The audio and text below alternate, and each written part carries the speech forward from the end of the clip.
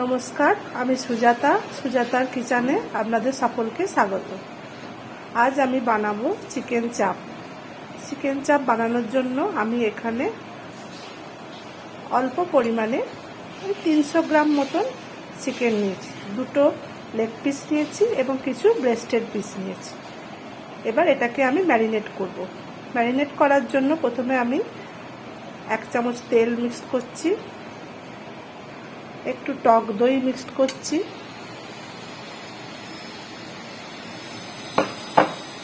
এখানে আমি পেঁয়াজ, আদা, রসুন, কাঁচা লঙ্কা একসাথে বেটে রেখেছি, এটা মিক্সড করছি।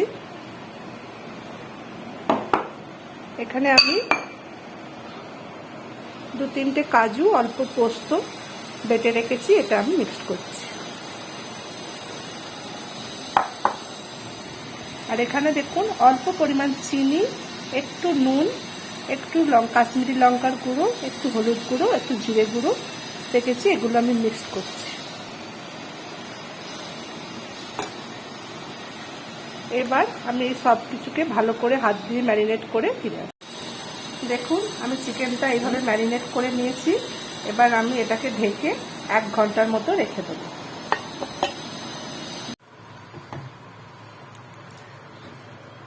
এক ঘন্টা পর আমি ফিরে এলাম, আমার ম্যারিনেশন ডান। এবার আমি কড়াইয়ে সাদা তেল দিয়েছি এবং তাতে একটু ঘি অ্যাড করব।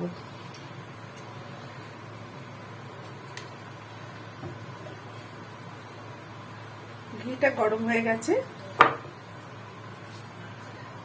এবার আমি একটা একটা করে পিস তুলে এতে ফ্রাই করব।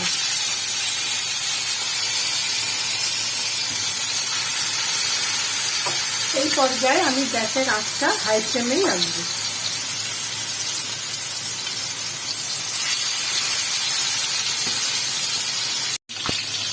দেখুন আমার 1 পিঠ ভাজা হয়ে গেছে। এবার আমি এটাকে উল্টে দেবো।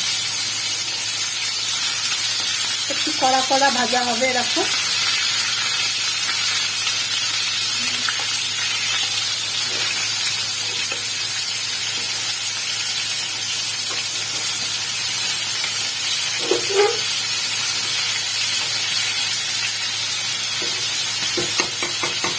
এটা ভাজা হয়ে গেলে তারপর আমি গ্রেভিটা বানাবো।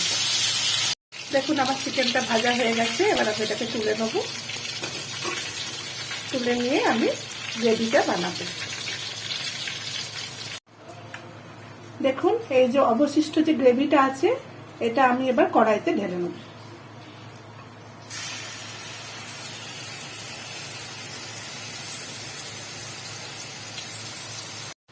দেখুন আমি গ্রেভিটা ঢেলে দিয়েছি এবং পাতিটাকে একটু জল দিয়ে কড়াইয়ে ঢেলে দিয়েছি। এবার আমি এই গ্রেভিটা একটু ফুটে উঠলে আমি এই চিকেনগুলো এতে অ্যাড করব, দিয়ে ঢাকা দিয়ে মিনিট 15-20 হতে দেবো। দেখুন আমি গ্রেভিটা ঢেলে দিয়েছি এবং পাতিটাকে একটু জল দিয়ে কড়াইয়ে ঢেলে দিয়েছি। এবার আমি এই গ্রেভিটা একটু ফুটে উঠলে আমি এই চিকেনগুলো এতে অ্যাড করব, দিয়ে ঢাকা দিয়ে মিনিট 15-20 হতে দেবো। দেখুন আমার চিকেন চাপ এখানে একদম রেডি হয়ে গেছে। মাঝখানে আমি একবার এসে এটা নাড়িয়ে দিয়েছিলাম এবং নুন মিষ্টিটা চেক করে নিয়েছিলাম। দেখুন একদম দই দেওয়ার জন্য তেলটা পুরোপুরি সেপারেট হয়ে গেছে। ব্যাস আমার চিকেন চাপ রেডি। দেখুন আমার চিকেন চাপ একদম রেডি হয়ে গেছে।